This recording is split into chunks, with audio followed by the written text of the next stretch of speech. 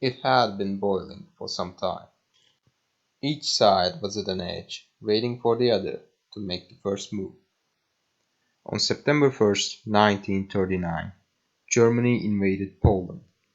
Humanity was yet to see the bloodiest war it has ever experienced.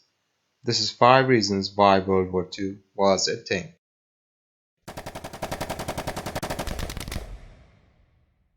Alright, so the first reason, and probably the most obvious, is the Treaty of Versailles.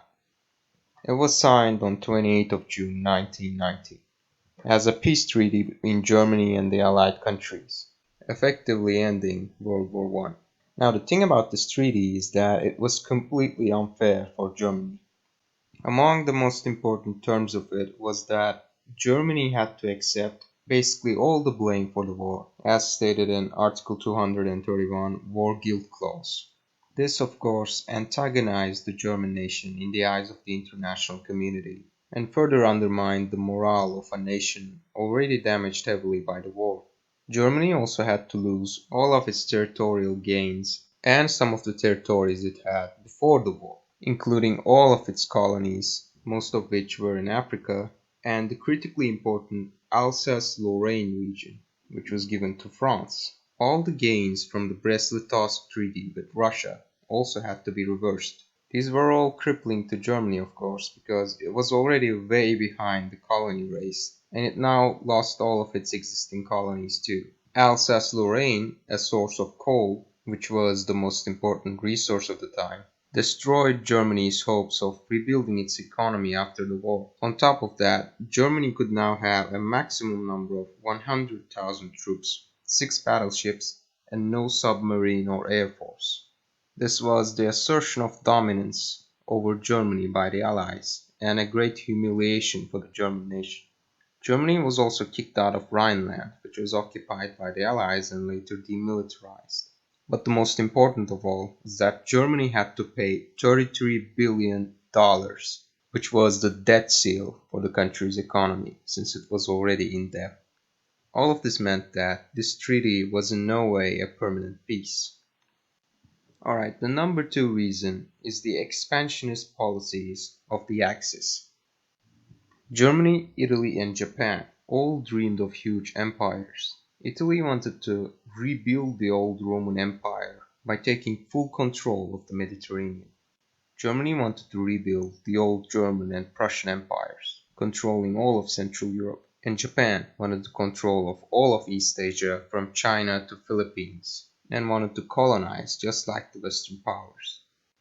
On March 12, 1938, Germany annexed Austria and occupied Sudetenland, a region in Czechoslovakia with a majority of German population.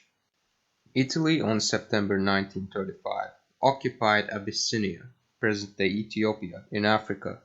Benito Mussolini wanted to avenge the First Italo-Ethiopian War, which caused great humiliation to Italy as it was a European power losing in war to a native African state.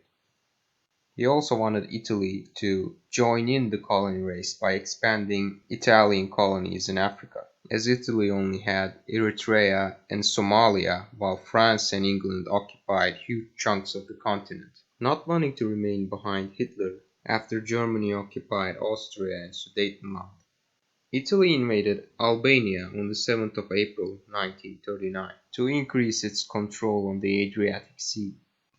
Japanese Empire also invaded Manchuria in 1931 and China in 1937. All of this aggressive expansion brought great alarm in the eyes of the world and especially the Allied powers. The third reason is the radical views of the Nazi Party. The National Socialist German Workers' Party, which came to power in Germany in 1933, held extreme views such as radical German nationalism, extreme opposition to communism, and a desire to rebuild the old, powerful German Empire. This, of course, contradicted the views of the Allies who wanted Germany to remain put. The Nazis also knew that a war with Soviet Union was inevitable, as one of their main goals was to exterminate Marxism completely from the face of the earth. All these radical views grew more and more stronger as time went by, but the most prominent among them was the deep hatred of Jewish people. The Nazis blamed Jews for all the problems of Germany, and this culminated in the Holocaust, which was the genocide of Jews in Germany and areas occupied by Germany. They had similar views towards Slavs and many other peoples in Europe which they deemed as inferior, and they viewed the Germanic race as superior. The Allies knew that this could not go on. The fourth reason, and one that's often overlooked, is undoubtedly the ineffective rule of the Weimar Republic. So the German Empire's main strategy for funding the World War I was basically going in debt, winning the war, and forcing the Allies to pay war reparations.